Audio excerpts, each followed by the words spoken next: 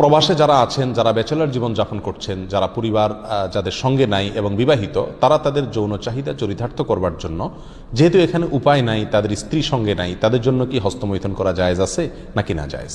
কোরআনে কারিমে আল্লাহ সুবহানাহু ওয়া তাআলা বলেছেন, ওয়াল্লাযীনা হুম লিফুরুজিহিম হাফিজুন ইল্লা আলা আজওয়াজিহিম আও মা মালাকাত আইমানুহুম ফাইন্নাহুম গায়রু মালুমিন ওয়া ফামান ইবতাগা ওয়ারাআ যালিক ফাউলাইকা হুমুল আদুন। তিনটি আয়াত আল্লাহ তাআলা বলেছেন, কৃতদাসী এবং নিজের স্ত্রী, এই দুই শ্রেণী ছাড়া, এই দুটি ক্ষেত্র ছাড়া অন্য কোনো জায়গা যাদের লজ্জাস্থানকে তারা ব্যবহার করে না, সেই সমস্ত লোকেরা সফল মুমিন, তারা সার্থক মুমিন। ফামানিবতাগা ওয়ারাআ যালিক, আল্লাহ বলেন এরপরে তৃতীয় আয়াতে, যারা এই দুটি ক্ষেত্র ছাড়া, স্ত্রী এবং কৃতদাসী, এই দুটি ক্ষেত্র ছাড়া অন্য যে কোনো ক্ষেত্রে তাদের যৌন চাহিদাকে চরিতার্থ করে মেটায়, আল্লাহ বলেন ফাউলাইকা হুমুল আদুন, তারা হলো সীমালঙ্ঘনকারী। তাহলে এই আয়াতের আলোকে পরিষ্কারভাবে একজন মুমিনের জন্য হস্তমৈথুন করার কোনো অধিকার, কোনো সুযোগ, কোনো অনুমতি ইসলামী শরীয়তে নাই। এটা হারাম এবং কবিরা গুনাহসমূহের মধ্যে থেকে একটি। যারা প্রবাসে আছেন, এমন কোনো দেশে যদি থাকেন যেই দেশে তিনি তার যৌন চাহিদা না মেটালে নিশ্চিতভাবে গুনাহে লিপ্ত হয়ে যাবেন, জেনায় লিপ্ত হবেন, কারণ সেখানে জেনার অবাধ সুযোগ রয়েছে, এরকম যদি পরিস্থিতি হয় তাহলে নিজেকে রক্ষা করবার জন্য, অর্থাৎ বড় অপরাধ থেকে অপেক্ষাকৃত কম বড় অপরাধ যেটা, সেটাই তিনি লিপ্ত হতে পারেন, অর্থাৎ হস্তমৈথুন করতে পারেন। এটা কোনো ওলামা ইকরামের মত। অবশ্য অন্য ওলামা ইকরাম বলেছেন সর্বাবস্থায় হস্তমৈথুন করা কি হারাম।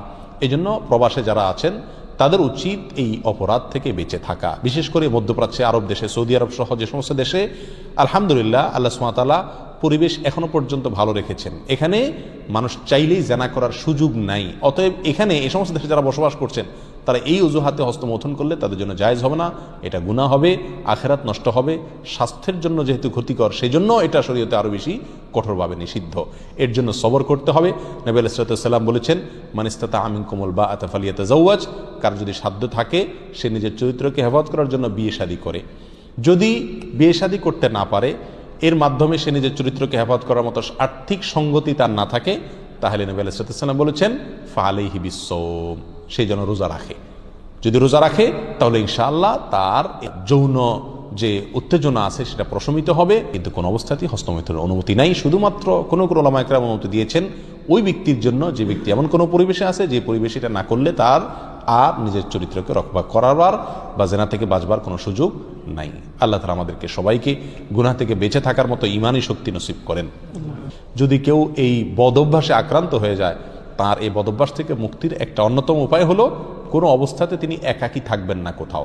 ইনশাআল্লাহ এর মাধ্যমেই আল্লাহ সুবহানাহু ওয়া তাআলা তাকে আশা করা যায় হেফাজত করবেন এবং এই বদঅভ্যাস থেকে তিনি বের হয়ে আসতে পারবেন। আল্লাহ আমাদের সবাইকে হেফাজত করুন।